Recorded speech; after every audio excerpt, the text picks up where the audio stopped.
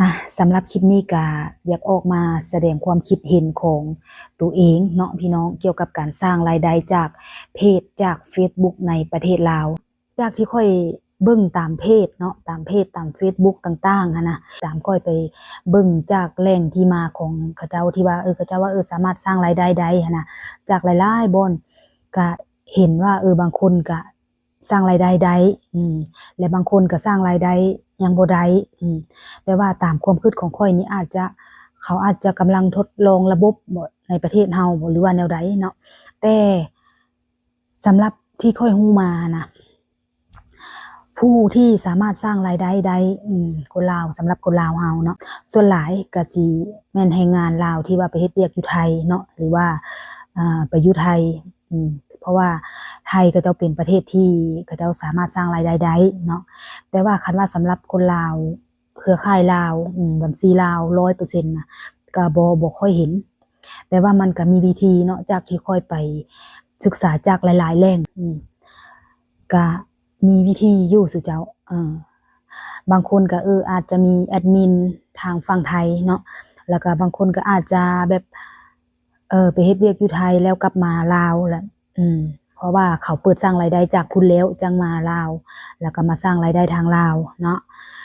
แล้วก็มีที่มีเครือข่ายอีกแล้วก็มีวิธีอื่นอีกสุเจ้านอกจากที่ว่าบ่แม่นผู้ที่ไปอยู่ไทยเนาะแล้วก็บ่แม่นผู้ที่สามารถสร้างรายได้มาแต่ไทยแล้วแล้วก็มีวิธีแต่ว่าปัจจุบันนี้ค่อยกำลังศึกษากำลังบ่แม่นว่าศึกษาก็ว่าแม่นพี่น้องและค่อยกำลังเฮ็ดตอนนี้นะแต่ถ้าว่ามันสำเร็จเนาะมันได้แต่ว่าปัจจุบันนี้ค่อยก็มาเริ่มเฮ็ดได้ประมาณเดือนนึงประมาณนี้แหละสุเจ้าเดือนนึงเดือนปลายแหละปัจจุบันนี้ค่อยมีผู้ติดตามอยู่600ปลายคนเนาะแต่ซาที่ค่อยรู้มานี่ก็เราต้องมีผู้ติดตามจากFacebook หรือว่าเพจเนาะต้องแม่นมีผู้ติดตามอยู่ 10,000 คนขึ้นไปเนาะจึงสามารถสร้างรายได้จากเนื้อหาได้เนาะถ้าว่ามีผู้ติดตามทางเพจเนาะก็500 คนก็สามารถสร้างรายได้ได้แล้วแต่ว่ามันจะสร้างรายได้จากดาวแล้วก็จากการปักตะกร้าเท่าที่ค่อยรู้มานะคันว่าเราสร้างรายได้จากเนื้อหานะเราต้องมีผู้ติดตามอย่างต่ำ 10,000 คนขึ้นไปเนาะและถ้าเบิ่งค่อยก็เฮ็ดมาได้ประมาณเดือนปลายแต่ถ้าเบิ่งว่าค่อยสิฮอดเป้าหมายโดนปานใดเนาะแต่ค่อยคิดว่าอย่างต่ำนี้ก็ต้องประมาณมีอยู่ละปีนึงเนาะแต่ว่าค่อยก็สิลองทดสอบไปถ้าว่ามันสำเร็จถ้าว่ามันเป็นไปตามเป้าหมายแล้วค่อยจังสิมาบอกทุกคนเนาะซื่อเจ้าเพราะว่าปัจจุบันนี้ค่อยก็กำลังเริ่มเฮ็ดกำลังศึกษาเนาะกำลังศึกษาก็ว่าแม่น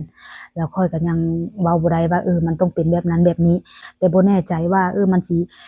โดนปานใดมันจังสิผ่านเนาะมันสิสร้างรายได้จากเนื้อหาแต่ว่าปัจจุบันนี้ค่อยทดลองจากตัวค่อยเองซื่อเจ้ามีแต่ว่าคันว่าเป็นแนวใดแล้วค่อยจังสิบอกอีกเด้อสำหรับคนลาวเฮาที่ว่าต้องการอยากไปทางนี้เนาะอยากสร้างรายได้ทาง Facebook หรือว่าทางเพจจังซี่นะมีแต่ว่าศึกษาไปก่อนเฮ็ดไปก่อนได้บ่มีปัญหาซื่อเจ้าศึกษาไปแต่เฮ็ดไปเนาะเพราะว่าค่อยคิดว่ายากบ่ยากในอนาคตมันก็ต้องมีอยู่แล้วแต่ว่าบ่ฮู้ว่าตอนใดเนาะแต่ว่าคันว่าอยู่เจ้าถ้าเฮ็ดตอนที่ว่ามันได้เงินเนาะคันว่าเจ้าไปสร้างรายได้ตอนนั้นเนาะบางเทื่อมันก็อาจจะดนไปอีกมีแต่ว่าตอนนี้เฮาก็เฮ็ดไปพัฒนาไปก่อนสู่เจ้าค่อยไปซั่วประเทศเฮามีนโยบายเนาะสร้างรายได้ได้บางทีเฮาก็อาจจะช่องเฮาก็อาจจะใหญ่แล้วสู่เจ้าเฮาก็สามารถสร้างรายได้ไปได้เลยเนาะแต่ว่าปัจจุบันนี้ค่อยก็กำลังสร้างช่องกำลังไปเนาะพี่น้องและถ้าเบิ่งว่าคันว่ามันเป็นจังไดแล้วค่อยจังสิเว้าให้ฟังอีกเนาะสำหรับคลิปนี้ก็สิได้ฝากไว้แต่ส่ำนี้ก่อนพี่น้องถ้าว่ามีการอัปเดตเนาะเป็นจังไดแล้วจังสิมาเล่าให้ฟังในคลิปต่อไปเด้อเจอกันในคลิปหน้าพี่น้องบ๊ายบาย